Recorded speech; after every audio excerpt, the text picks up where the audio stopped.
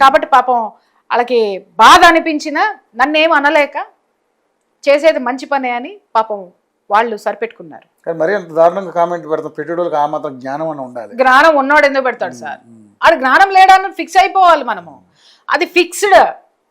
Okay, ఆ విపరీతమైనటువంటి లకారాలతో కూడినటువంటి కామెంట్స్ పెట్టుకొని వస్తున్నారు. నేను చెప్తున్నాను, ఎప్పుడు మీరు ఎదుగుతారు? ఎప్పుడు మీరు ఎదుగుతారు? పక్కవాడు ఎందుకు ఎదిగాడండి?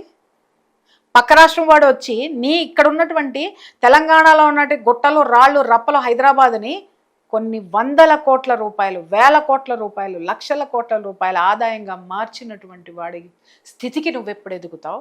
ఎక్కడి నుంచో కూటికి పట్టుకొని ఎడారి ప్రాంతం నుంచి వచ్చిన వాడు వందల కోట్ల రూపాయలకి ఎదిగినటువంటి వాడి యొక్క ఆ నాలెడ్జ్ని ఎప్పుడు పట్టుకుంటావు? ఇంకా నువ్వు ఈ బూతుల్లోనే ఉండిపోతావా?